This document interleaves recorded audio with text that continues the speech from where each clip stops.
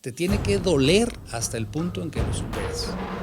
Orgullo propio, que era más de orgullo. El negocio va para ese lado, o sea, que no lo manejes, que sea ahora, fácil, que sea fácil todo. Puedes ponerte todo. Mencionaste, ¿no? Cuando dijiste, bueno, de aquí estoy ganando, de aquí puedo viajar. Sí, esa es la parte cómoda, pero creo que... Sabes que en México las mordidas, todo este tipo de cosas. Sí, porque así quieren perfecto, ¿no? De su vida y está bien. Conversarán a 2 de 3 caídas sin límite de tiempo.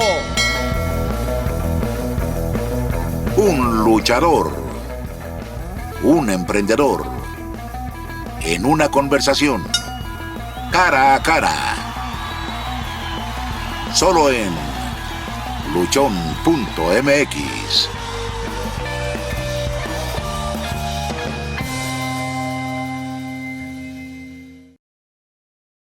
¿Qué tal? ¿Cómo están? Sean bienvenidos a nuestro segundo episodio de Luchón.mx. Esta tarde tenemos el gusto de tener con ustedes a unos grandes invitados, siguiendo nuestra temática del episodio anterior, perdón. Tenemos a un luchador profesional y a un emprendedor. Esto es un encuentro muy amistoso de ideas, de palabras, donde vamos a compartir, bueno, más bien los invitados nos van a compartir sus experiencias, cada uno en sus distintos ámbitos, pero sobre todo con la finalidad de que nosotros podamos aprender algo de ellos, ¿no? Entonces, quiero darle la bienvenida a nuestros invitados. Por la parte del luchador profesional tenemos un invitado de lujo, Apolo Dantes, luchador profesional. ¿Qué tal, Apolo? ¿Cómo estás? ¿Qué tal, Víctor? ¿Qué tal? Un saludo para toda la gente que trabaja en Luchón, y con esta idea pues nos sumamos a ella y aquí estamos para platicar con ustedes y saludarlos. Un gusto estar aquí. Gracias, bienvenido. Y por parte del emprendedor tenemos a Ernesto de la Mora, empresario jalisciense. Por ahí tienes distintos productos, tienes una línea de tienda de ropa de baño, de traje de baño, perdón. Bienvenido, Ernesto. Muchísimas gracias. Gracias por la invitación. Gracias a todo el staff y gracias a todos los que nos escuchan. Aquí venimos a compartirles un poquito de nuestra trayectoria. Muy bien, muchas gracias, Ernesto. Bueno, les platico brevemente, nuestro programa se llama Luchón y es precisamente porque todos nosotros somos mexicanos, somos luchones, tenemos un luchón por dentro, tenemos un luchón por naturaleza que corre en nuestra sangre, y la idea de invitar a dos personas, o más bien a dos personajes en este caso, de ámbitos muy distintos como lo son la lucha libre o cualquier emprendurismo que podamos tener de cualquier tipo, es compartirle a la gente las experiencias que ustedes han vivido, por cómo es que han llegado a estar donde están en este momento, ¿no? O sea, a todos los retos a los que se han enfrentado, las cosas las que han tenido que vivir, todas las puertas que se les han cerrado, etcétera. Entonces, a pesar de que esto no es un formato de una entrevista común, porque no vamos a estar hablando tal cual de preguntas que ya estén estipuladas, sino que la idea es que ustedes tengan una conversación entre ustedes dos. Yo únicamente trataré de ser un hilo conductor para ir ligando las ideas, pero lo importante es que fluya entre ustedes dos. Entonces, les preguntaría, ¿cuáles son sus orígenes? O sea, quiero saber qué eran ustedes, cómo se veían, qué era lo que les apasionaba de chavos, qué programas veían, cuáles fueron, digamos, sus influencias desde que eran muy pequeños y qué es lo que los impulsó o quizá no, quizá las cosas cambiaron, pero lo que los llevó a estar en el lugar donde están. ¿Quién gusta empezar? Bien, pues orígenes tapatío 100%. Okay. Yo, Apolo Dantes, vengo de una familia de gente nacida toda en Guadalajara. Yo también me toca nacer aquí. De familia de luchadores, familia muy común, clase media tapatía. Rápido llegamos a los 3 años, tenía yo, y ya estaban mis hermanos ahí al barrio de la 64 y Medrano. Ahí hicimos toda nuestra vida. De ahí salí ya directo para ser luchador profesional en 1988, ya cuando decido hacerlo. ¿Y qué programas veías? Pues es que no había mucho que ver, ¿eh? Jugábamos más que ver televisión. Yo les platico ahora a todos los chavos y a mis hijos que pues era una sola tele, estaba en la sala y la programación era muy escasa. Había 2 o 3 cosas que podías ver de más niños, se acababan y te ponías a jugar. Ya un poco más grandes subíamos a la azotea y tenías que mover la antena para ver el canal 13 y poder ver quizás un partido de básquetbol por ahí que pasaba en las finales de la NBA. Y ya sabes, deténle la antena y ya por acá la pantalla, ¿no? La televisión no era tan fuerte como ahora, eso sí me queda claro. Éramos más chavos de calle, de jugar, de estar platicando.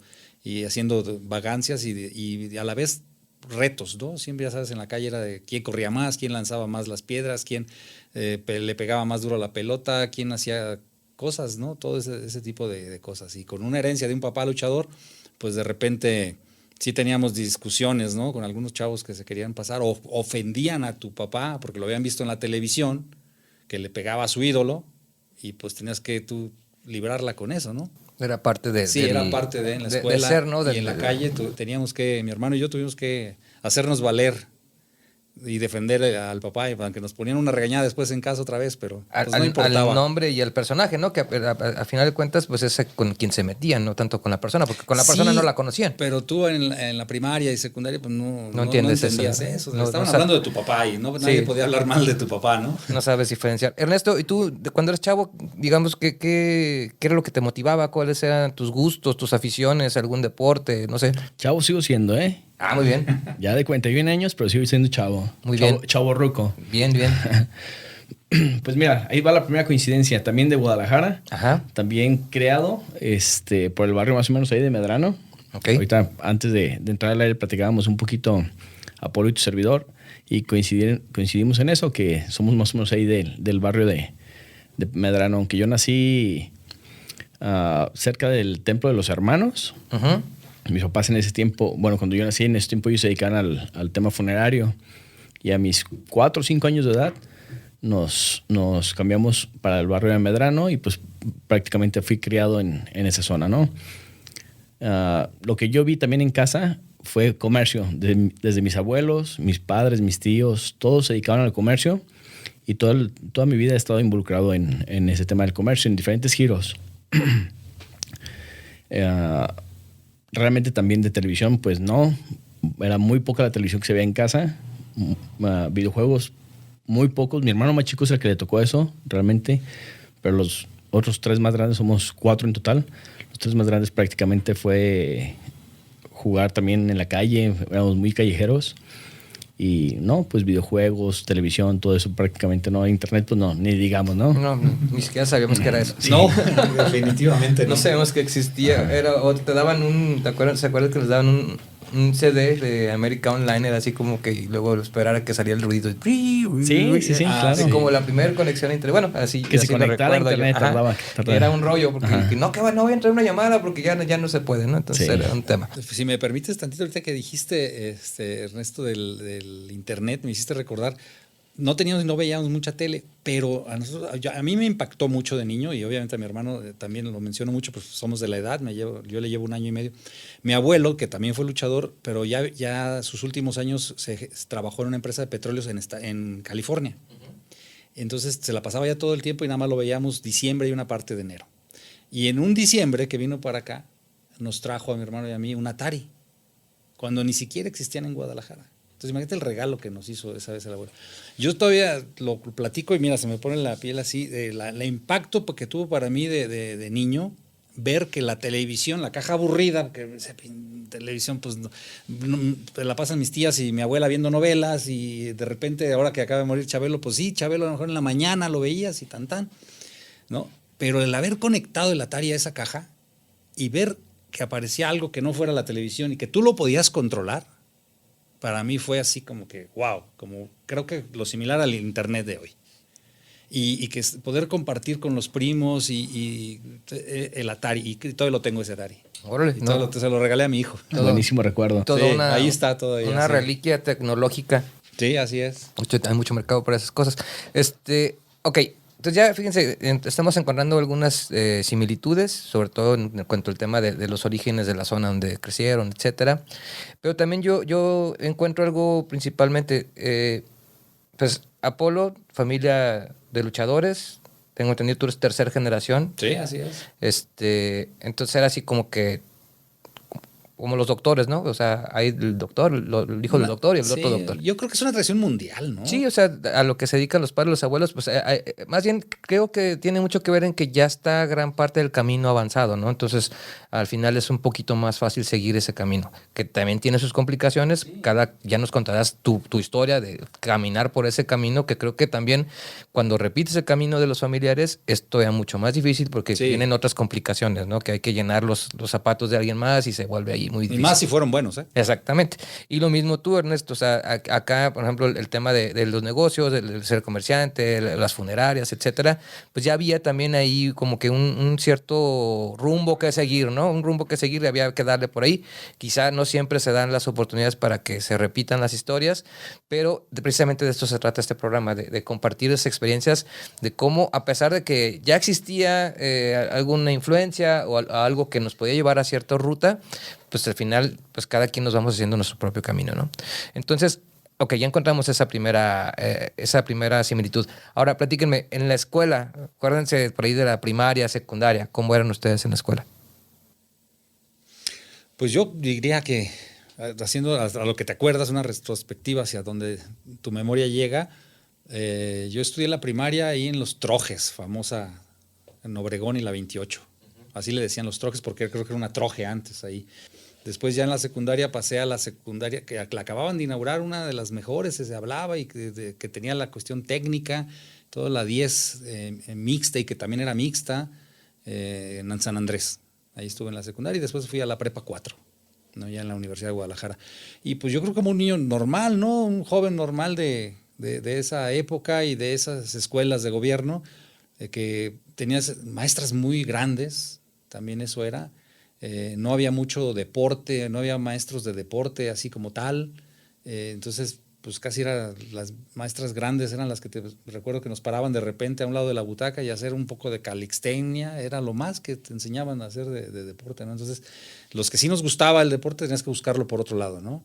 Y la escuela, pues lo normal de una escuela, yo creo que ahora lo veo con las escuelas privadas y con las escuelas de mis hijos. ¿Y tú como estudiante, eras un estudiante promedio, digamos? Sí, yo creo que promedio no fui malo, pero tampoco no era muy matado, ¿eh? Así de que quisiera sacar los 10 y eso, ¿no? Okay. Promedio. Buen estudiante a secas, diríamos ya, pero sí sacaba todas las materias, sí. ¿Y tú, Ernesto? Fíjate que yo estudié la primaria en un colegio ahí por Lindavista, cerca de Revolución. Se llama Colegio Niña Obrera, todavía existe el colegio. Y la secundaria también la hice ahí, la preparatoria la hice en la Universidad de Enriquedas de León. Primera y secundaria fue en el colegio y la preparatoria en el Enriquedas de León.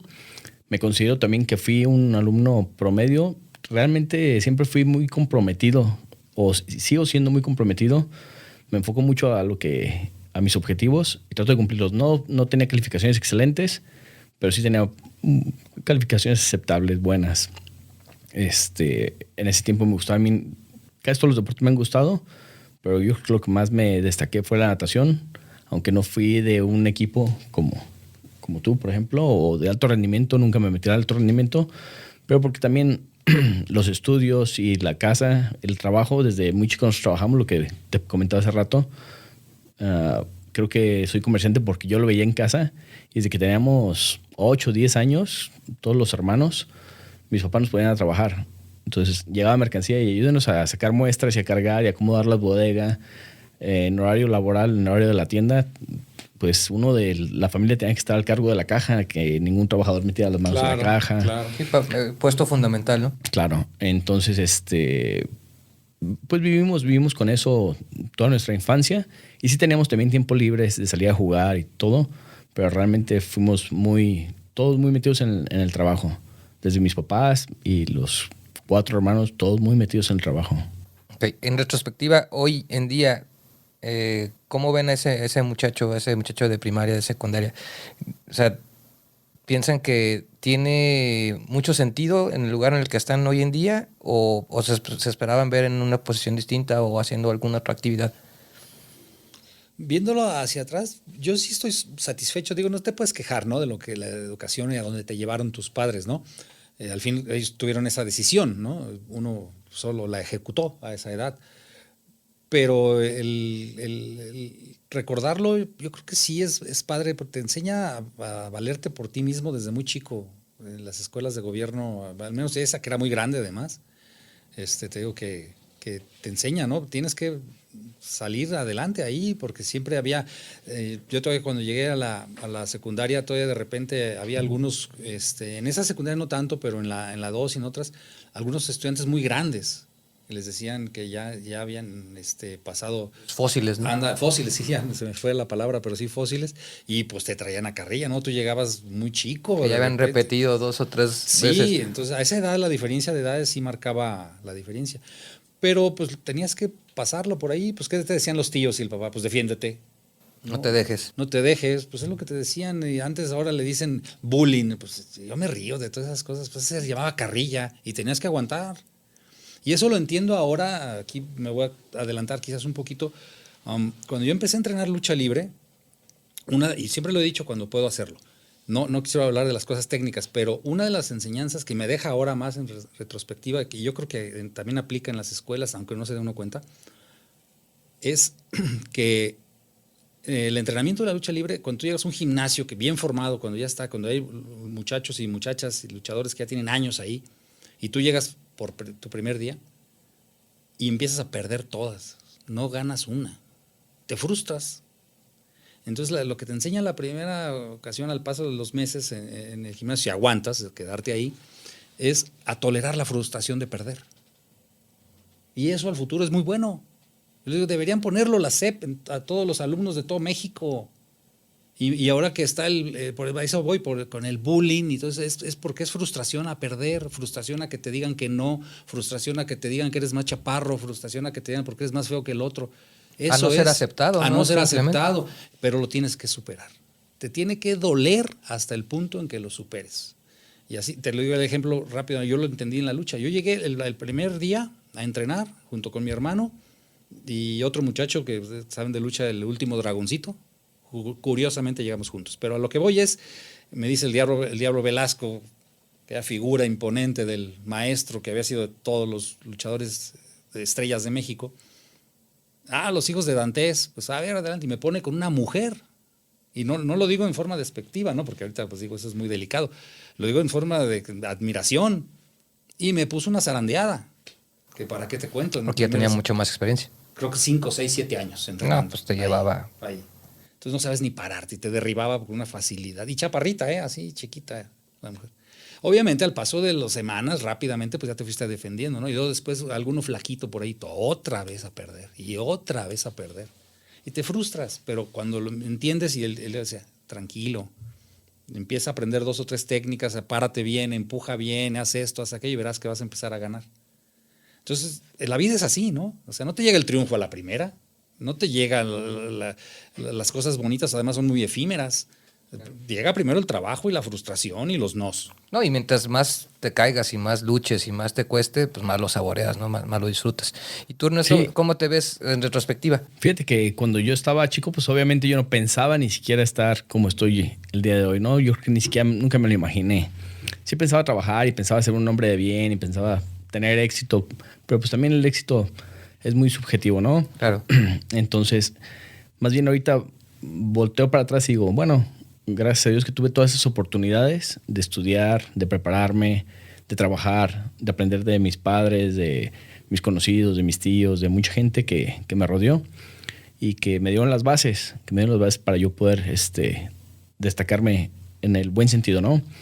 Porque pues así como tuve compañeros muy buenos para los estudios, por ejemplo, hoy en día los veo y pues no son tan exitosos como yo hubiera pensado. Y por lo contrario, también tuve compañeros que nomás no se les daba la escuela para nada y como empresarios son muy buenos empresarios. Como padres de familia son muy buenos padres de familia, cuando en su momento yo decía, no, estos hombres tan desmadrosos, ¿cuándo van a tener una familia? ¿Cuándo van a ser? Y no, pues digo, ajá.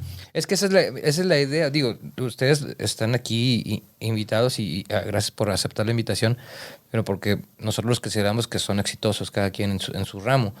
Pero precisamente tocamos estos temas como el de la escuela porque no necesariamente lo que acabas de decir, ¿no? El estudiante modelo, la excelencia estudiantil te lleva a la excelencia profesional.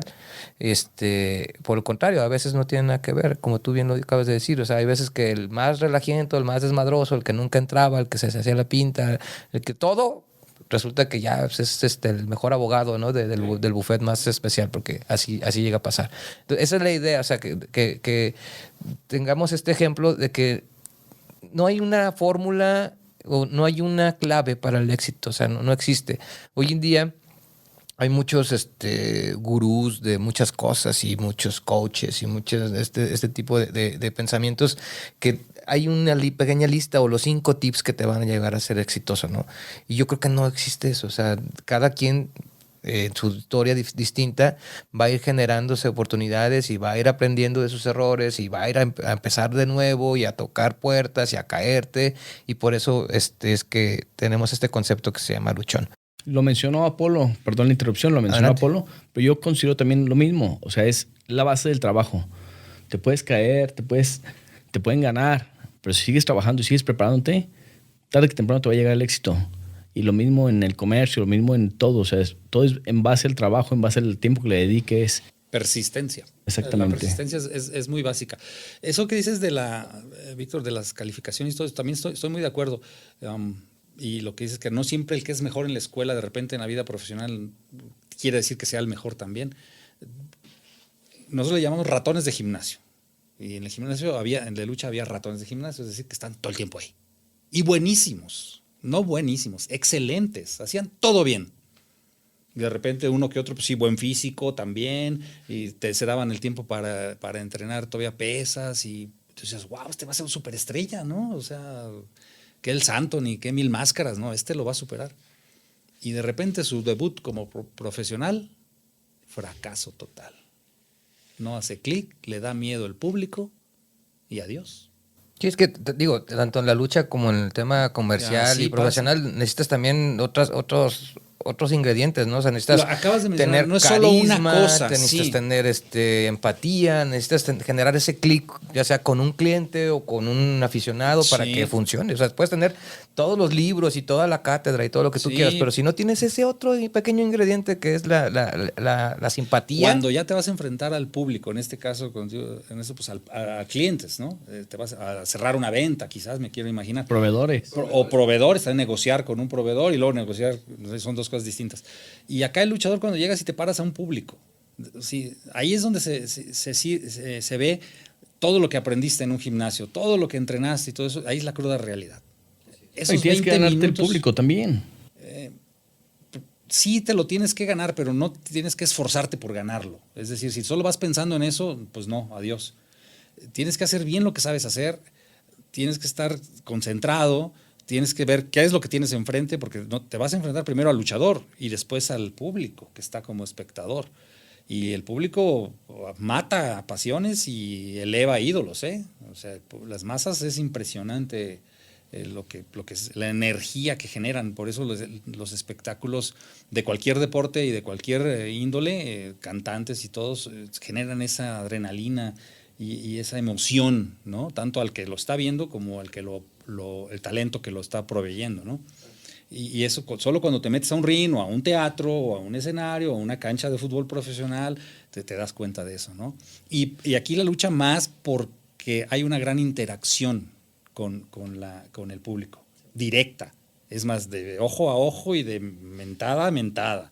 Yo tenía, cuando mi parte de que fui administrador o gerente general de la Arena Coliseo, tenía varias gente que ya los conocías en primera fila, y era gente que también tenía palcos en el Estadio Jalisco. Y primera fila y todo, y me decían, Apolo, dice, ¿sabes por qué me encanta venir a la Arena? Dice, y a las funciones de lucha libre, porque te comparo, dice, yo llego al estadio y sí, muy bonito, hasta meseros y lo que tú quieras ahí en la zona VIP, y pegadito a las bancas, y empiezan a calentar los futbolistas y el entrenador, y yo como loco, gríteles y gríteles, les miento la madre y todo. ni me pelan. No hay interacción. A veces dice, y lo dice irónicamente, dice, ¿sabes? Ni el mesero te pela.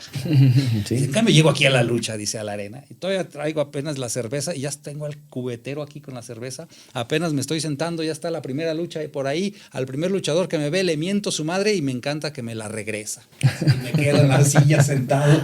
Dice, soy importante aquí. Claro.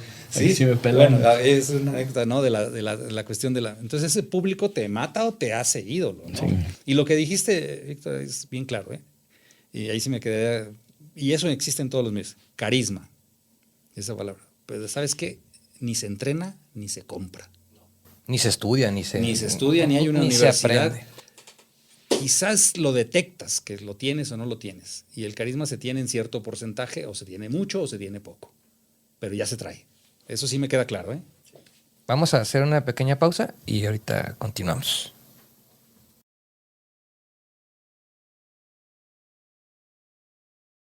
Segunda caída aquí en luchón.mx. Pues nos quedamos con una muy buena conversación y creo que nos va a dar mucho para qué hablar. Vamos, si quieren, ya platicando ahora sí de el entorno laboral. Platíquenos de sus primeras experiencias laborales. Primeras, no, hombre, bueno, yo desde chavo empecé a hacer un montón de cosas. Mi primer empleo así formal fue una cremería. Empleado ahí de una cremería, les cubría el jueves, sábado, y miércoles, jueves, sábado y domingo para que el descanso de los empleados. Ella era, la dueña era la cremería La Tapatía en San Juan de Dios. Ella, la señora Trini Romero, hermana de Rito Romero, hermana de él. Y ahí trabajé. Ese fue mi primer empleo. Hablo secundaria, toda la secundaria, ahí de los 13, 14, 15 años. Ya estaba ahí trabajando. ¿Tú, Ernesto? Fíjate que, pues yo como les platicaba desde hace rato, mi primer empleo fue en casa, que mis papás nos ponían a trabajar, obviamente sin sueldo, pero pues bueno, vivíamos dentro de lo que cabe todo bien, ¿no? Luego mi papá abrió un estacionamiento público ahí cerca, en la zona de Medrano, y me lo dejó a mi responsabilidad. Me dijo, ¿sabes que tú te encargas de los trabajadores? Ahí tenemos 2 trabajadores, te encargas de ellos y te encargas de administrármelos. A mí me vas a pagar tanto al mes y si te sobra, eso es para ti. Pero primero te encargas de pagarme la renta. Y me fue bien. No sé, estuvimos ahí como 3 años más o menos con la administración de ese negocio y bien.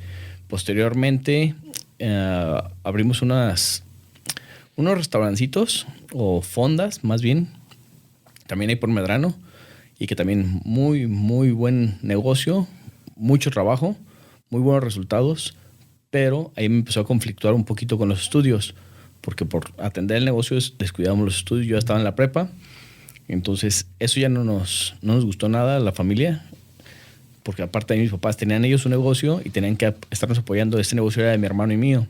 Entonces tenían que ellos estarnos apoyando ahí en la cocina y todo eso, hasta el momento que mejor decidimos traspasar ese negocio. Posteriormente, yo ya estaba en la universidad.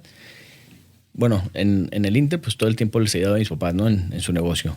Pero ya estando en la universidad, estudié yo contaduría pública y pues como desde tercer semestre más o menos, busqué trabajo en un despacho contable, con la finalidad de que también los estudios se me hicieran un poquito más fáciles, ir aprendiendo, ¿no? Me di cuenta que realmente todo lo que hacíamos en el despacho no tenía nada que ver con lo que estábamos en la carrera, pero me ayudó bastante. Aprendí mucho del despacho, trabajé ahí como 2 años y aprendí bastante porque todo ese aprendizaje lo trasladé al negocio y me ayudó bastante en el crecimiento y en el desarrollo del negocio. Ya en los propios. Sí. Y pues bueno, después de eso decidí emprender el negocio. Mis papás tenían una tienda y por cuestiones de salud de mi papá dijo, no, el negocio lo voy a tener que vender. Ya no puedo yo más con el negocio, lo voy a tener que vender. Cosas a veces naturales también del negocio. Y pues yo levanté la mano. Dije, papá, dame la oportunidad. Yo quiero seguir en el negocio. Dime cuánto vale y pues veo la manera de pagarte. No tengo dinero, pero te lo voy a pagar en algún momento. Te pago renta o vamos a ver cómo lo hacemos. Total que mi madre, muy buena onda, siempre me estuvo apoyando y me dijo, está bien, hijo, yo te apoyo y yo entro contigo. Si te va mal, nos va mal a todos. Si te va bien, nos va bien a todos. Así que vamos. Mi papá se retiró de trabajar muy joven, a los 52, 53 años. Y dijo, pues, Síganle ustedes. denle. Mi madre me apoyó como 5 o 6 años más o menos. Estuvo ahí junto conmigo, sobre todo, pues, con las compras. Ella me ayudaba mucho porque pues, tenía toda la experiencia, ¿no? Y porque aparte yo todavía seguía estudiando. Todavía parte de mi tiempo se lo dedicaba a estudiar. Y ya tenía en planes también casarme. Yo me casé muy joven, de 22 años. Entonces ya estaba... Qué valiente. Sí. Entonces ya estaba en mis planes casarme y luego el negocio y luego terminar ya la carrera, titularme. No quería dejar nada pendiente, pues hasta que me titulé. Dije, me titulo y ya me caso ahora sí. Y así fue. De 22 años terminé mi carrera, me titulé y me casé. En ese mismo año que me casé, tuve a mi hija. Nos casamos en enero y en diciembre de ese mismo año tuvimos a mi niña, que ahorita ya tiene 18 años. Y a los 2 años de casado sale embarazada ahora de mi hijo. Mi hijo tiene 16 años. Y la verdad es que todo ese aprendizaje. Me siento muy contento con mi familia. Es mi motivación a seguir adelante. Sí, empecé muy chico, pero no me arrepiento. Creo que todo ha valido la pena. Todo el esfuerzo, todo el sacrificio, todo el trabajo ha valido la pena. Y pues bueno, hoy en día ya, aparte del negocio ese que empezamos con una tienda, ya ahorita, gracias a Dios, tenemos 21 tiendas y estamos ya franquiciando también la marca. He participado como director en otros negocios y como socio. Entonces, ya ahorita ya me siento un poquito más tranquilo y el negocio va fluyendo. Mi vida, lo personal, gracias a Dios, ha ido caminando, ¿no? Muy bien. ¿Qué tal tú, Apolo? A ver, después de tus primeros trabajos, de la cremería, porque aparte, pues tú debutaste muy chavo, ¿no? Como luchador profesional. ¿A qué edad debutaste? Sí, a los 18. 18 años. O sea que realmente no te dio mucho tiempo de generar así como una experiencia laboral muy, muy grande. No, fue ese trabajo, digo, pues es con la señora Trini. Hice algunas otras cosas, seguí estudiando. Entré a la facultad de agronomía. Uh-huh. De hecho, eso es lo que yo más quería hacer. Ingeniero agrónomo. Sí, el primer año, de hecho, lo terminé, un año nada más, pero ahí ya me vino el debut de la lucha. Ahí sí ya se me vino el debut.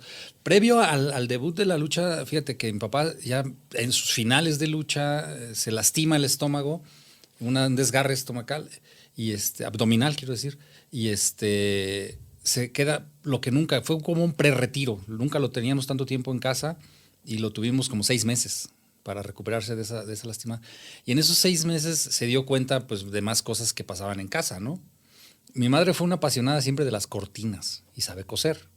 Cambiaba 3 o 4 veces por año las cortinas de la casa. Y ella las hacía. Y empezó a hacerle a una vecina, y empezó a hacerle a las hermanas y a las comadres, y ya sabes. Y el proveedor me acuerdo, el apodo era Alquilín.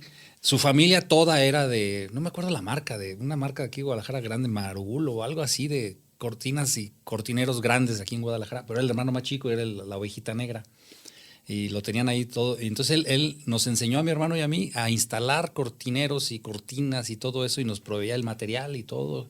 Y a mi mamá le traía telas y empezó. Y él en esa lástima, mi papá se dio cuenta de eso y dijo, pues hay que poner este negocio. Él ya también veía cerca su retiro como luchador. Y sí, lo tuvimos, un negocio de cortinas por muchos años. Por muchos años. Y ahí me hiciste recordar en esto de la cuestión de la salud. Cuando mi papá le dice, hay que meter ya una costurera, porque mi mamá era la única que cosía. Todos los demás hacíamos todo y le ayudábamos a cortar y cargar las telas, pero era la única que cosía. Dice, te me vas a acabar de la vista. Y mi mamá dijo, no. O coso yo o no cose nadie. Y mi papá dijo, pues quitamos el negocio. Prefiero esposa con ojos que mujer ciega, le dijo. No voy a ser el culpable de eso. Entonces, y lo quitó. Sí, es lo y curioso. Lo quitó. El celo, ¿no? Sí. Es el celo del negocio. El celo dijo, no aceptas alguien que te ayude en la costura, pues lo quitamos. Y bueno, ahí te decía, yo ya estando en la universidad, se me viene el debut de la lucha. Mi hermano ya había debutado, aunque es un año de edad más chico que yo, me lleva un año más de luchador, porque él más joven, sí, él siempre quiso hacer eso. Yo terminé de estudiar inglés, el primer año de agronomía, y yo lo veía la lucha, sí que me gustaba, y llegaba el momento en el que me gustaba más lo amateur, pero de repente en lo amateur te das cuenta que, y lo más en esos años, estoy hablando de los 80s, 85, bien amañado todo. Te decías, quiero que me presenten quién es el equipo de México en lucha amateur, pues yo quiero darme un tiro con ellos. Nunca he visto que tengamos un representante en eso, ya metiéndome a estudiar y después lo conocí, fíjate, en México. A lo mejor me desvío, ¿verdad? Pero con los temas, pero tenemos en México el honroso lugar que da pena, ¿verdad? La lucha más rápida en lucha amateur en las Olimpiadas, entre un ruso y un mexicano. Más rápido porque fue la que duró menos Sí, tiempo. fue el que le ganaron al porque mexicano. Le ganaron rápido al mexicano. Unos 5 segundos. Bueno, tenemos un récord. Pues sí, por lo menos tenemos un récord, ¿verdad? Negativo, pero lo tenemos. Te da vergüenza. Entonces te invitaban aquí a nivel estatal a las competencias y decían, los 3 primeros lugares de cada categoría les vamos a dar su carta para que puedan ser invitados a la Ciudad de México y conozcan las instalaciones y el equipo de lucha de México. Y tú decías, pues quiero que me los presenten esos, perdón que diga una mala palabra, esos güeyes, porque no los conozco. Y yo quiero luchar con ellos. Si me ganan, entiendo, por eso están en el equipo. Pero nosotros éramos bravos, de verdad que éramos vagos para la lucha en la cuestión con el Diablo Velasco. Y de hecho la UDG... Era tu manager, ¿no? Era el entrenador. La UDG siempre nos invitaba, y muchos estudiábamos ya en la UDG, entonces como la UDG tenía equipo también de lucha, pero tenía puros pesos livianos.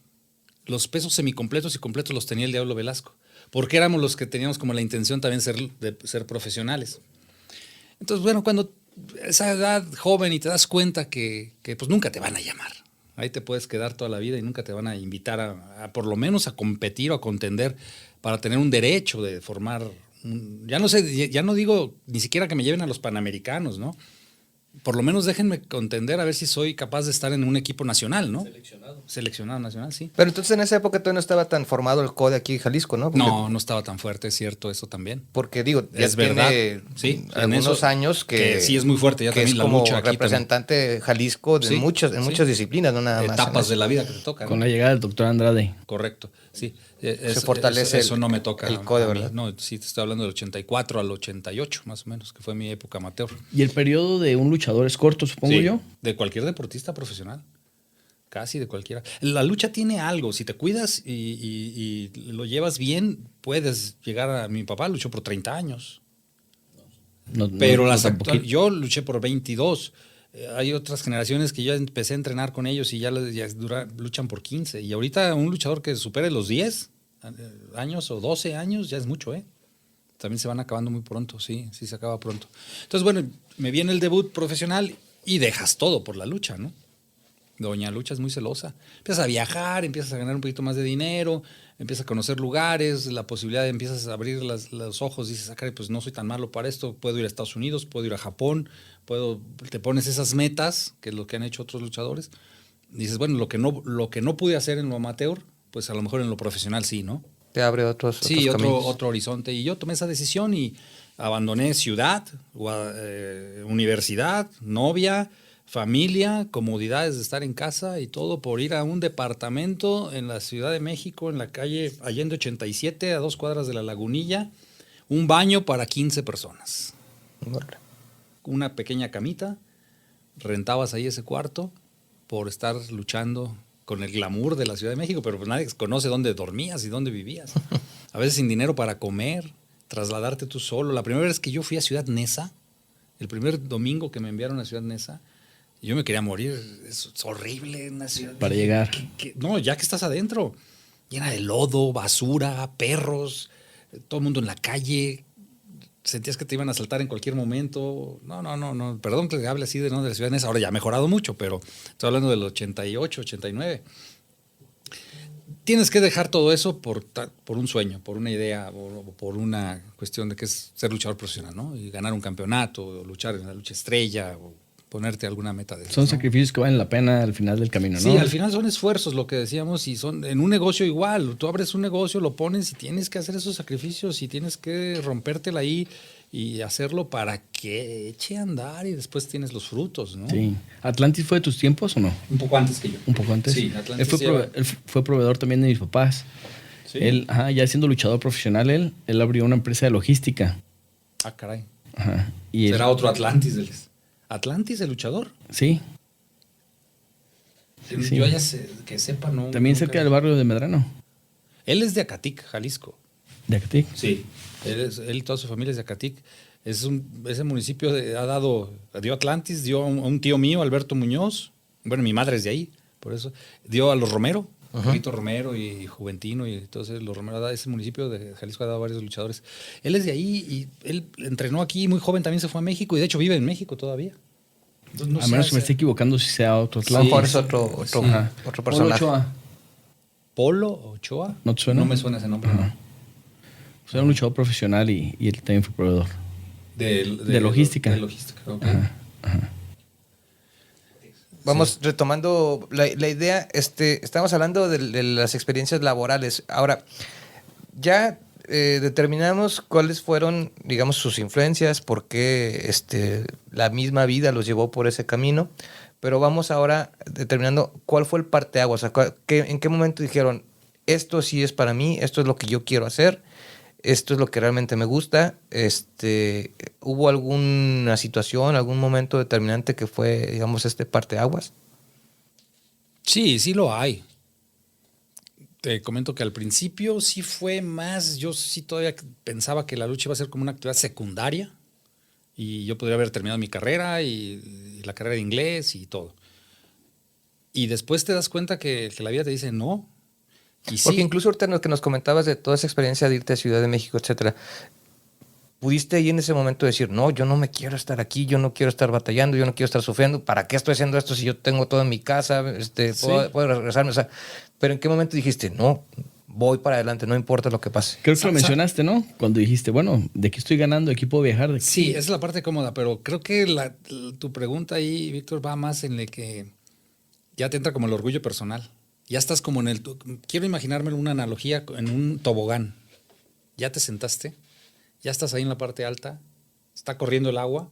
Una vez que te deslizas ya no hay reversa. Sí, es que es como decía Ernesto hace rato, Ya. o sea, si a los 22 años Ernesto ya estaba casado, ya estaba esperando o teniendo a un bebé, pues también no tienes muchas opciones. O No, sea, ya no. Ya la vida te hizo madurar No. express, Sí. te metieron al microondas y pues dale, ¿no? Claro. O sea, ya no podías decirle a tu papá, oye, no, pues mejor ya no quiero seguir trabajando, mejor quiero acabar mi carrera y quiero hacer una maestría. Ni siquiera tiempo tenías de saber si te gustaba o no. Sí, ¿no? No, era hacerlo por hacerlo. Tenías que hacerlo. La carga está andada al burro. Claro, Exactamente. Eso, sí es a un eso dicho. me refiero con el parteaguas, ¿no? O sea, hay momentos en nuestras vidas que son determinantes y que nos dicen, pues ya no tienes vuelta atrás, tienes Ya que no hay darle vuelta con atrás. todo o te quedas en el camino. Claro.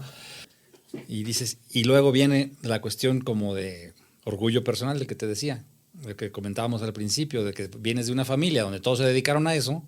Tuve un abuelo que fue de los primeros luchadores en México, un padre con una carrera excepcional que yo creo que en algunos aspectos sí lo pude superar, pero en otros no. Lo puedo reconocer ahora. 3 tíos tuve, ¿no? Y un hermano que también me gana en la lucha libre, debutó antes que yo. Había Entonces, puntos de comparación por sí, todos lados, ¿no? Entonces yo O sea, decía, ¿a cuál de todos voy a superar? ¿O voy a ser el más malo de toda la familia? Si yo me regresaba a partir del debut y seguía estudiando, esa era mi pregunta. ¿En qué lugar voy a quedar yo de la familia, el tiempo? ¿El más malo de todos? Dije, no quiero ser ese. Sí, el orgullo propio que Era más de orgullo. Entonces dije, va. Dije, algo que me hizo quizás cerrar al final la decisión es, una carrera la puedo estudiar a los 30, 40 años. Dije, la puedo terminar y la lucha no. La Sí, lucha estabas es metido de ahí. juventud. Vendes juventud, tienes que llegar joven y si no, no. Entonces, pues era el momento de hacerlo. Se vinieron cosas, cuestiones de televisión y cosas que cambió muy drástico. La lucha dio un cerrojazo ahí a luchadores viejos de la vieja guardia, les dio un golpe ahí la televisión que llegó en el 91. Por la situación aquella de los cachirules del 90, no fuimos al Mundial del 90, Televisa no tenía fútbol, al menos no la selección, y volteó a ver la lucha, la empezó a transmitir los sábados en vivo, ese fue un gran boom, que quizás a ustedes ya les tocó verlo en televisión, porque la lucha no se pasaba en televisión, la lucha se veía en vivo. Ese boom me toca a mí, me toca entender muy joven, y eso en mi mente decía, es que mis tíos y mi papá decían que esto así no era, que lo que importaba era el público y no la televisión. Y yo entendía que no, que lo más importante era la cámara de televisión y no tanto el público. Obviamente encuentras con un paradigma ahí. Sí, entonces... ¿Viste la fama? Muy joven. No por la fama, sino para dónde iba el negocio. Yo ya lo visualizaba hacia dónde iba el negocio y dónde iba a estar el dinero. Obviamente sí traía la fama de parte, ¿no? Porque de repente pues en la televisión te conocieron en todo el país, ¿no? En todo el mundo. Oye, Ernesto, y ahora platícanos tú entonces, Para ti, ¿cuál es el parteaguas? Igual, quizá me adelanté un poquito por hablar de lo de tu edad y tu familia, todo esto, pero ¿cuál fue tu parteaguas cuando dijiste, yo tengo que ir por aquí, por este camino? Justo es eso. Yo creo que es la responsabilidad que me tocó a mí en su momento y que además yo acepté o yo busqué la oportunidad de ser el director del negocio. Siendo tan joven, yo tenía 21 años y tenía trabajadores. Bueno, en ese tiempo teníamos unos 8 o 10 trabajadores y la mayoría eran más grandes que yo. Entonces, de repente sí, muy complicado el tener que darle órdenes a unas personas Gentes de 30 mayores, años. sí. Y yo de 21 años me decían, pues, niño, ¿qué vas a ver de negocios? De hecho, el contador fue el primerito que yo llegué y despedí. Cuando yo me di cuenta que no estaban haciendo las cosas bien, porque yo, aparte de lo que yo estaba estudiando, dije, ¿sabes qué? Pero con uso de razón. Sí, contador, preséntame todo esto. No, pues no lo tengo, no lo hemos hecho nunca. Siempre lo hemos manejado de diferente manera. Tú sabes que en México las mordidas, todo este tipo de cosas, y más en ese tiempo que las facturas se podían hacer, se hacían a mano y todo era muy sencillo. Hay muchas personas que en ciertas posiciones ellos mismos se hacen indispensables, ¿no? Precisamente a sabiendas de que ya están quedando atrás, que ya son obsoletos y no quieren abandonar ese puesto, entonces ellos se hacen indispensables cuando realmente no lo es así. Así fue. Y llegué yo y al primerito, al contador, ¿sabes qué? Tú no me vas a servir aquí. No, que no, todo es como lo ves en la escuela. Discúlpame, pero no. Y yo me aventé la responsabilidad de llevar la contabilidad. Ya después, pues los tiempos no me daban para también yo ser el contador y el director y todo. Ya metí a un contador. Pero creo que el parteaguas es eso, la responsabilidad que me tocó cargar, el estar al frente del negocio y pues obviamente que los resultados fueran buenos, ¿no? Mejor que los que veníamos arrastrando. Y al poco tiempo empezamos con la apertura de tiendas, a buscar otros mercados, a salir. Siempre estábamos muy locales, muy de la zona. Y de repente empezamos a buscar proveedores que en México, proveedores en Estados Unidos, y luego a importar productos de Colombia, de Italia. Fuimos buscándole pues la manera de crecer. Y creo que eso es lo que nos dio también ese crecimiento, ese impulso, el no quedarnos solamente con proveedores locales o muy... En la comodidad, ¿no? Sí. Quizás de un negocio que ya funciona y aquí tengo mi proveedor, ya vendo y ahí me quedo. Sí, exactamente. Le buscaron, eso es interesante. Sí. Fíjate, aquí yo lo podría hacer, la comodidad de un luchador local. Exactamente. Hay luchadores muy buenos. Y digo, algunos tienen unas razones de peso, y no los puedes negar, pero se quedan de locales. Digo, si su razón es porque tienen negocio y pues casi porque así quieren, perfecto, ¿no? Es su vida y está bien. Pero yo sé que hay muchos que sí quisieron ser luchadores estrellas y no se animaron. O intentaron y no pudieron. O intentaron y les dio miedo. O intentaron y no, México es... No tuvieron la oportunidad. No, oportunidades claro que siempre ha habido. Yo siempre he sido de que la oportunidad, pues ahí La está. buscas. Sí, tú la buscas. Tercera caída aquí en luchón.mx. Teníamos una conversación aquí fuera del aire muy, muy interesante, pero es algo que vale mucho la pena retomarlo para hablarlo con todos ustedes. Y es la diferencia generacional, sobre todo hablando del tema de oportunidades, ¿no? Voy a hacer una pequeña analogía que por ahí hice en el capítulo anterior. Tenemos aquí a espaldas de ustedes esa radiola, esa consola. Anteriormente, esa es de 1977, anteriormente esa era la forma de escuchar radio, ¿no? Y no toda la gente, no todas las familias en México tenían la posibilidad de tener una de esas. Entonces de repente te encontrabas que un vecino tenía una y ahí era donde todo el mundo se juntaba a escuchar alguna. Pagaban, ¿no? Para ir pagaban cierta cantidad, unos centavitos ahí para... No, esa era la televisión. Radio sí tenía todo mundo. No, radio se escuchaba muchísimo y la televisión era la que se pagaban 20 centavos. Y uno de los programas que provocaron que la gente era ver lucha libre. También. Y fíjate, y tomando esta parte... Y fútbol también. A lo que iba con esto es la diferencia que tenemos hoy, ¿no? O sea, hoy tenemos lo que queramos, televisión, radio, lo que queramos escuchar, lo tenemos aquí al alcance de nuestras manos.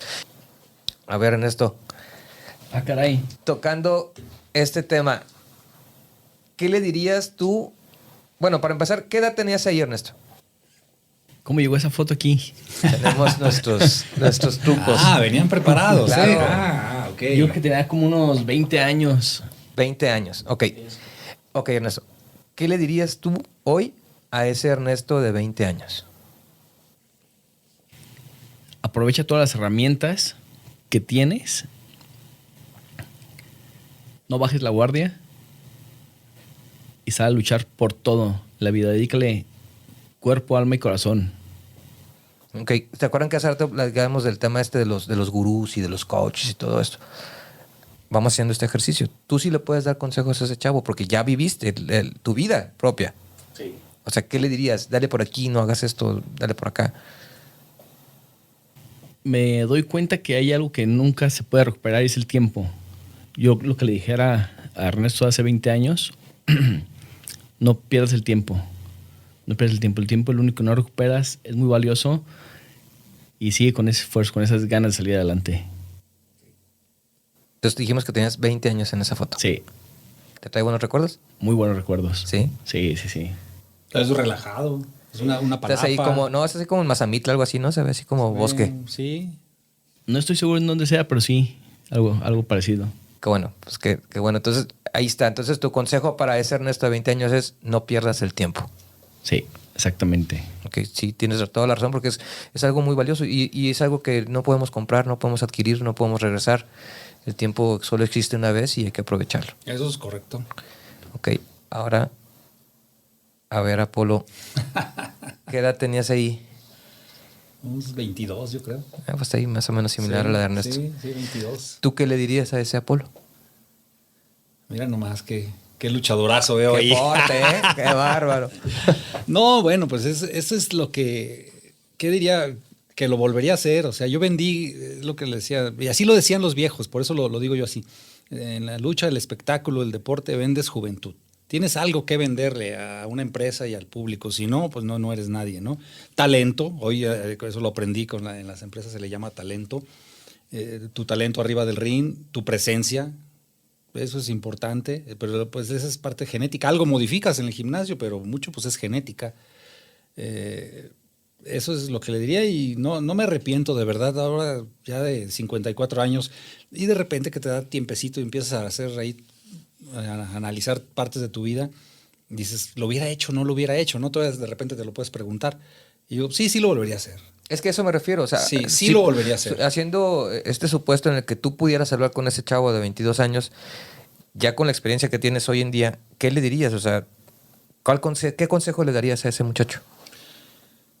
Con la experiencia que tengo ahora, yo sí le diría que parte va en el tiempo. Como no se puede recuperar, yo sí le diría que los primeros 3 o 4 años los hubiera acelerado más.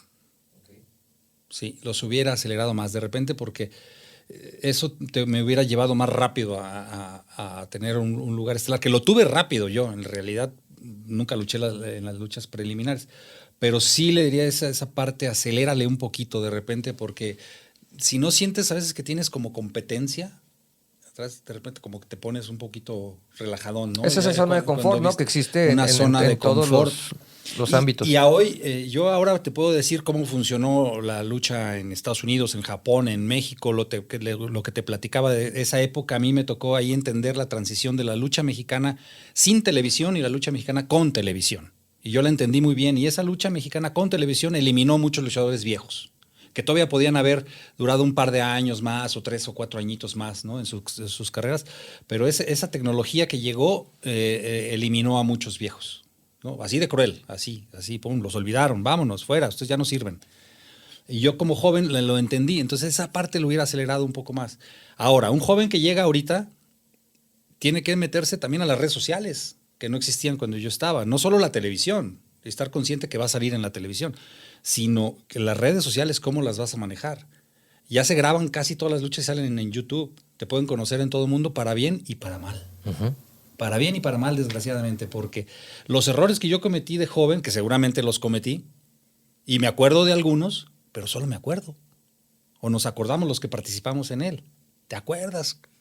Pero no se grababan. Y hoy un muchacho joven que llega al ring y la cajetea, queda grabado. Entonces, en conclusión, tú le dirías a ese joven, aprovecha los cambios, aprovecha la tecnología. Sí, claro. Sí, claro. Que hay ahora y hazle caso, porque te puede llevar a la ruina. Sí, que incluso, o sea, lo vemos en este mismo programa, ¿no? O sea, no es un programa convencional de radio, no es un programa de televisión, de hecho es ambos y ninguno de los dos al mismo tiempo. Se va a transmitir después, se va a transmitir por internet, se va a transmitir y lo va a poder reproducir la gente las veces que quiera. Es correcto. Lo va a poder pausar, lo va a poder interrumpir, lo va a poder ver desde cierta parte, cuando alguna parte que alguien le comente que sea de su interés, etcétera, ¿no? Entonces es un formato completamente distinto y efectivamente tenemos que adaptarnos a las nuevas tecnologías, a las nuevas oportunidades que nos da la vida, así como les decía hace rato que también eso puede generar cierto conformismo, cierta apatía de muchas cosas porque todo lo tienes muy fácil, todo lo tienes muy a la mano. También se convierte en una gran oportunidad de aprovechar estas ventajas tecnológicas y sacarles mucho jugo. Y vamos también tocando ese tema. O sea, hoy en día creo que las generaciones, número uno, tienen ya muchas puertas abiertas porque las generaciones anteriores las abrieron. Y número dos, tienen mucho más herramientas para lograr los objetivos que las que se tenía anteriormente. Entonces, ustedes, como ya gente consolidada en sus medios, tú Ernesto como empresario, tú Apolo como luchador, ¿qué recomendaciones les darían a los chavos? O sea, ¿cómo llegar a estos puntos en sus carreras? ¿Cómo llegar a este pináculo profesional en el que ustedes pueden ya tomar ciertas decisiones, ya platicar de muchas experiencias, ya haber vivido muchas cosas? Pero ¿cómo le decimos a estas generaciones que vienen saliendo, cómo llegar ahí? O sea, ¿cuál es la fórmula? No hay una fórmula como tal, pero ¿cómo les damos una guía para que puedan por lo menos acercarse y entender cuál es su sueño y que luchen por él? Yo quisiera también señalar el tema del deporte. Creo que hoy en día es muy importante cuidar la salud. Nos dimos cuenta apenas hace unos años la importancia de la salud, el estar bien físicamente, el tener todos los cuidados y el practicar un deporte constantemente. Es uno de los temas que también a mí me hizo falta en mi vida. Cuando fui muy joven, desafortunadamente no tuve el tiempo para hacer el deporte como yo hubiera querido o como quisiera hoy en día. Y pues bueno, tarde que temprano repercute eso en la salud, ¿no? Es el consejo que yo les daría a los jóvenes, que cuiden su salud, que hagan mucho deporte y que se enfoquen a lo que les corresponde, a lo que quieran hacer, a cómo se vean ellos en un futuro. En la parte estrictamente profesional, tú nos decías, tuviste muchos conflictos con gente que era mayor que tú, porque tú eras muy joven, empezaste a tomar las riendas del negocio familiar siendo muy joven. Hoy en día es algo que también se puede seguir repitiendo, pero ¿qué otras dificultades aparte de esa de la edad te encontraste tú en el camino? ¿Qué otras dificultades me encontré? Uh-huh.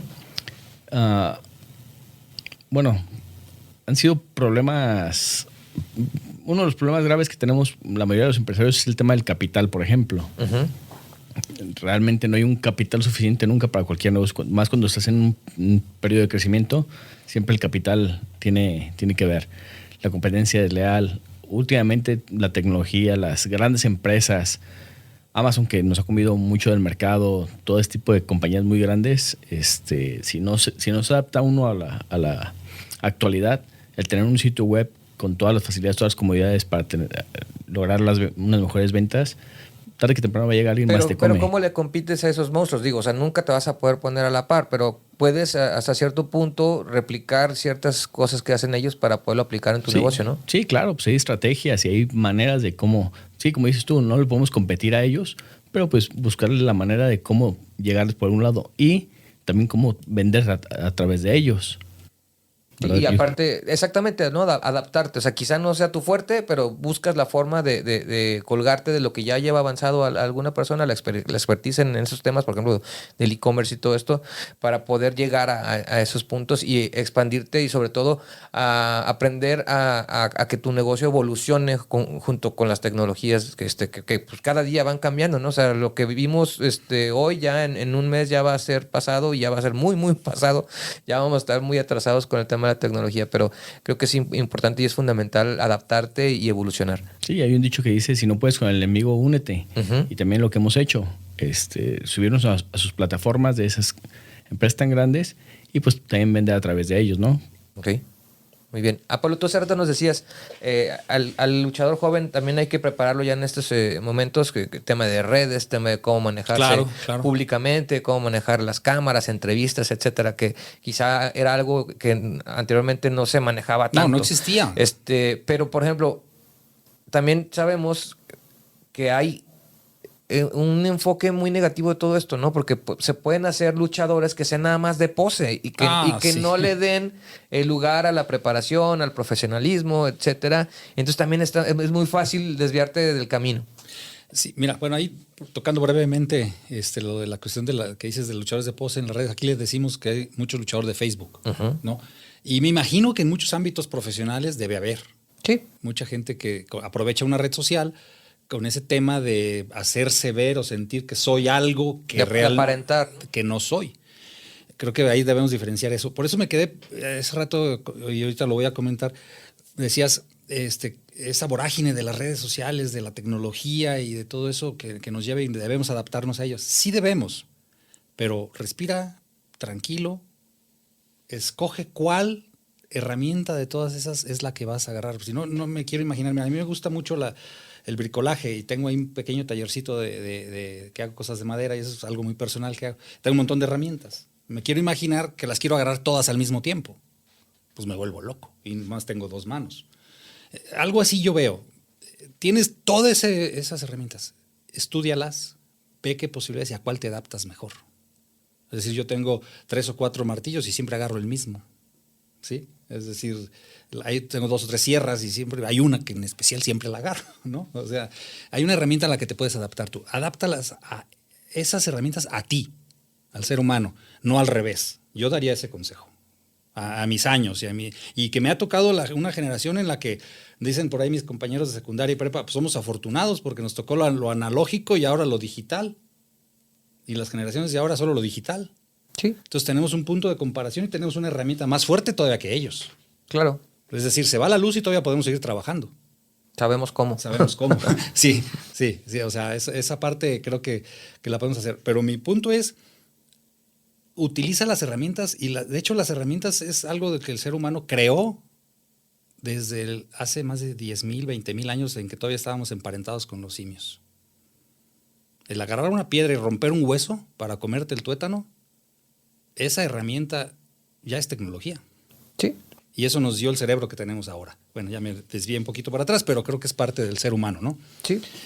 Entonces, ese es mi consejo. Agarra las herramientas que te sirven. No las puedes agarrar todas. Y creo que ese es un error de las generaciones ahora, que todo lo que llega lo quieren consumir y rápido. Llegó la moda esto, que si se puso rojo, que si se puso morado, que si se puso negro, que si la laptop ya pasó de moda, que el celular también hay que cambiarlo cada 6 meses. ¿Por qué? O sea, sí entiendo la parte de la tecnología y que va avanzando a pasos agigantados, pero tú agarra lo que te conviene. Quizás aquí aplique un poco la moda, ¿no? Como escucho mucho ahí en Medrano, que de la moda, pues lo que te acomoda, ¿no? No puedes ponerte todo. O sea, es imposible, ¿no? Yo veo ahí muchos tipos de cuerpos que muchas cosas no les quedan. Entonces, agarra lo que se puede. Otra cosa es los tiempos que nos tocó vivir y el lugar donde nos tocó vivir. Por eso lo leí por ahí en algún lado de que tiempos difíciles hacen gente dura, fuerte, ¿sí? Por necesidad. Esa gente ruda, fuerte, entrona, trabajadora, facilita los tiempos a las siguientes generaciones, ¿sí? Esas generaciones que tuvieron tiempos más fáciles se convierten en gente que hace la época más difícil, porque son más débiles, porque ya todo les llegó y creo que estamos ahorita en ese momento. Entonces después, cuando ya tenemos una situación que son etapas de vida muy fácil ya, muy deteriorada por muchos aspectos, que como lo estamos viendo, ¿no? Ahora hay más suicidios que antes, más adicciones y un montón de cosas, crean tiempos difíciles. Entonces tiene que venir otra generación de gente ruda para solucionarlo. Y otra vez se va a cumplir el ciclo. No sé en qué momento estamos. Quiero pensar que depende de dónde vives, en qué país estás y en qué lugares estás como en una etapa distinta, porque creo que el mundo ahora no camina así como muy parejito. Cada país, cada ciudad, de repente. Entonces, no sé, yo siento que sí estamos en una etapa de mucho trabajo para mucha gente en tiempos difíciles que están tratando de sacarlo adelante Pero también en otras ciudades, en otras sociedades, en otro nivel, estamos en tiempos de puro flojo. Puro chamaca que no quiere hacer nada y todo lo quiere rápido. Que no tiene una cultura del esfuerzo, ¿por qué hacerlo? Es decir, te puedo poner miles de ejemplos, por eso te digo que tenemos herramientas que ellos no tienen. Nosotros para tomarnos un tepache teníamos que pelar la piña y esperar 4 días. Sí, ya lo compras en un bote. Lo puedes comprar. Y es el negocio de hoy en día, ¿eh? Embotellado. Entonces, esas generaciones le dicen, es que yo a mis hijos les platico, guácala, dicen, ¿cómo que te comías eso? La piña echada a perder. Pues claro, es tepache. Sí, yo lo veo de esa manera en el tema de los negocios. Para que un negocio sea exitoso hoy en día, es buscar cómo facilitarle a la gente las cosas. Cómo te puedan comprar y que les llegue a su casa sin que tengan que ir a buscar el producto, probárselo. Si no les gusta, lo regresan inmediatamente sin ningún costo. Uh-huh. Cómo vas a vender un carro que se maneje solo para que ni siquiera tengan la necesidad de manejar. No, yo amo un carro de velocidades. Sí.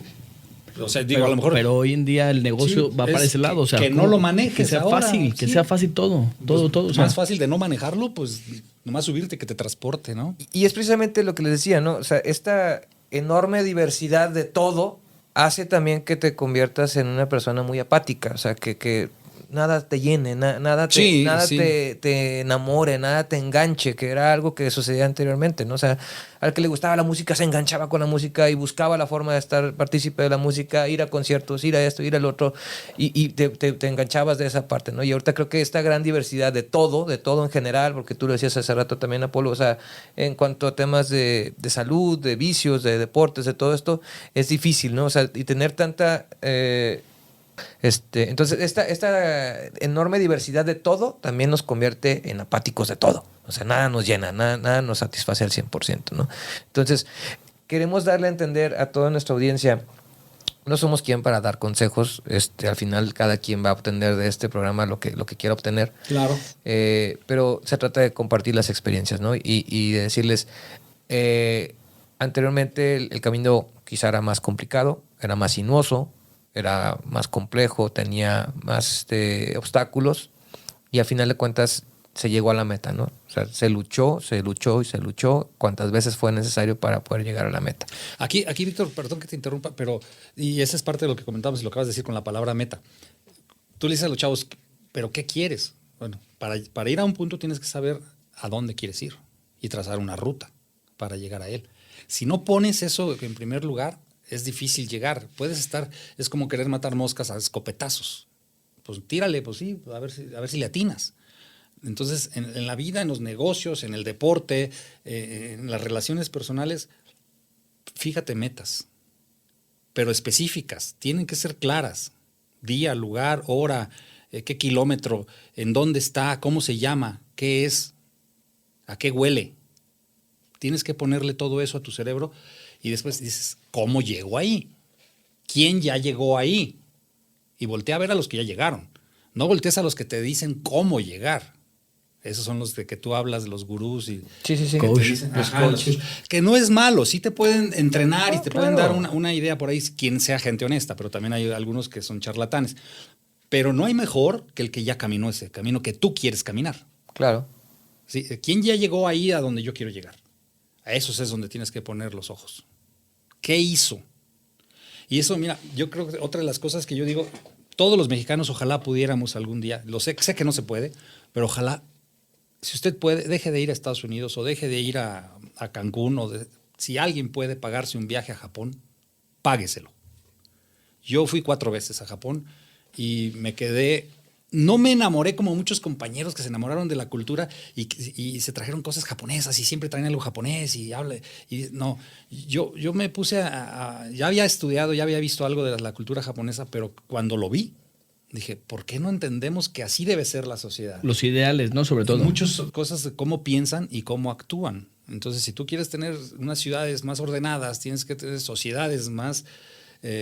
congruentes, que trabajen. Es que creo que esa es la clave, ¿no? La congruencia. De repente, sí. Acá, y no hay que clasificar nada más, o sea, por ser mexicanos, ¿no? O sea, en muchas sociedades se da que no hay congruencia, hay mucha doble moral, hay mucha hipocresía, o sea, fingimos ser de cierta forma cuando realmente somos de otra. Sí, esa es la falta de congruencia, y creo que parte desde lo personal, desde lo familiar, hasta lo laboral, que también es donde repercute más, ¿no? Que al final de cuentas es en el medio en el que casi todos nos desenvolvemos y pasamos gran parte de nuestros días. Lo político. Lo político, exactamente. No se diga.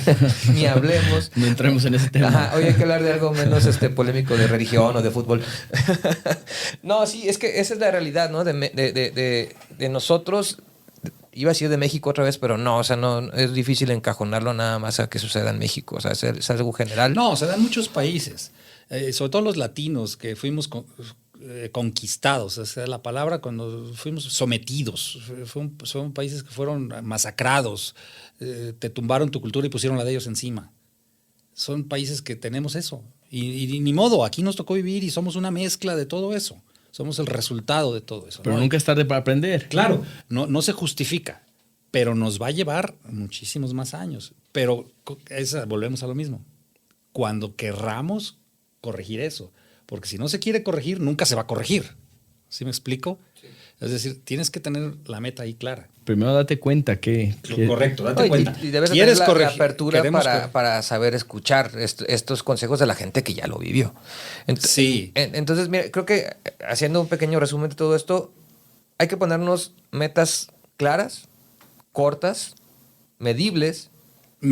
Porque también hablábamos al principio de cómo enfrentar el fracaso, ¿no? O sea, de cómo sí, enfrentar la adversidad, la negatividad, la no aceptación, saberlo enfrentar, porque al final de cuentas es algo que siempre te va a pasar. O sea, nunca vas a hacer algo y te va a salir bien a la primera y a todo el mundo le va a gustar. Pero te va a pasar más veces que las buenas. Claro, pues eso es lo que voy. O sea, siempre va a pasar. Es algo con lo que tienes que estar listo para enfrentarte. O sea, no vas a poder emprender nada en esta vida sin que te encuentres con esta primera adversidad, que es volverlo a intentar cada vez. Correcto.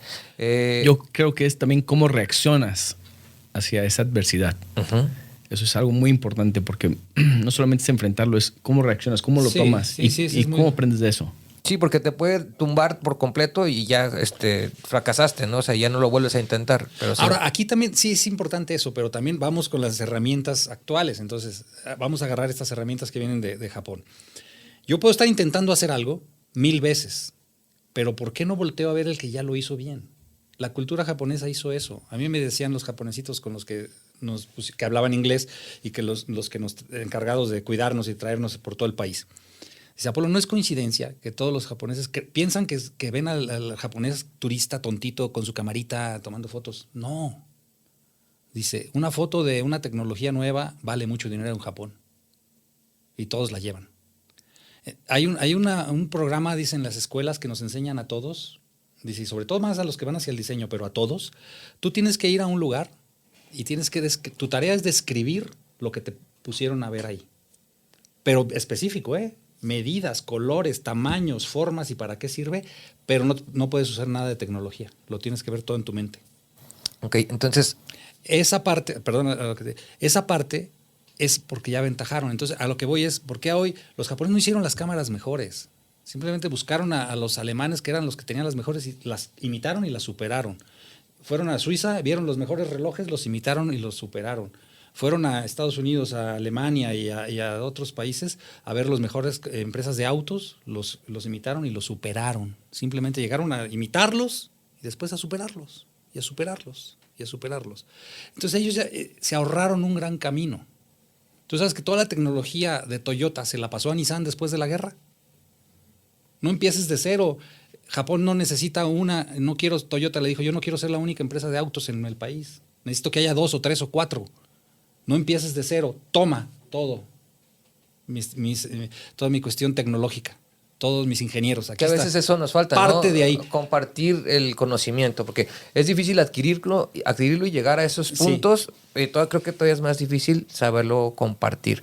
Entonces, ya para cerrar con conclusiones, Ernesto, ¿con qué te quedas de esta participación? ¿Y cuál sería tu recomendación a aquellos que nos escuchan, a aquellos luchones de corazón que están escuchando y que buscan emprender algo?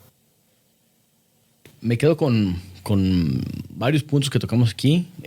Apolo, muchas gracias. Gracias por todo tu conocimiento, por compartirnos Víctor también, muy, muy atinados sus comentarios. Gracias. Me quedo con el hecho de que no se rindan, que siempre sigan adelante, luchando como dice el programa Luchón, luchando por sus objetivos, que se fijen metas. Y lo que les comenté finalmente, que cuidar la salud. Es importante cuidar la salud, cuidar el deporte. Y pues nada, creo que eso es para mí lo más importante. Bien, bien. Muchas gracias, Ernesto. ¿Y tú, Apolo? ¿Qué te llevas? ¿Qué te quedas de esta emisión? Y igual, o sea, ¿qué les dices a los luchones que nos están viendo? Pues bueno, gracias, agradecerles la invitación. Me quedo con que es el segundo programa de un proyecto. Lo de iniciar proyectos es padre, a mí me encanta. Me quedo con Luchón, segundo programa. Me quedo con la cuestión del deporte, la salud, y sí es bien importante porque sin salud pues no haces nada, ¿no? Y debes sentirte bien contigo mismo. Y aparte es un ejemplo también para las otras generaciones, ¿no? Tenemos muchas comida chatarra y muchas cosas que de repente no solo en la mente nos bombardean, sino también en la salud, y ahí tienes toda la razón, ¿no? Debes cuidar tu salud. Llegar a viejo un poquito más, con más dignidad, todavía poder subirte una bicicleta, poder hacer algo de repente de deporte, ¿no? Eso sí es padre. Yo veo ahorita nuevas generaciones que los veo. Yo he entrenado a mucha gente y de repente verlos correr o caminar, te das cuenta quién tiene que no saben andar en bicicleta, habilidades. Digo, estos chavos yo no los quiero ver de 50 años porque pues ya van a traer bastón, ¿sí? Muy metidos en la tecnología, pero el cuerpo se les olvida, sí, ¿no? Entonces yo me quedo con eso. La cuestión que quede grabado, las nuevas tecnologías de lo que hablábamos, pues bueno, participar en un podcast, ¿no? Son cosas nuevas generaciones, a lo mejor los escuchan, pero bueno, poder grabar uno compartido y apoyar aquí esta causa y ser pioneros en esto, de este programa de Luchón, con eso me quedo. Creo que con eso me quedo y esperamos que lo escuche mucha gente al final de cuentas y lo repitan muchas veces para que lo escuchen. Ok. Todo el éxito para Luchón. Gracias Ernesto, gracias Apolo, gracias a todos y nos vemos la próxima.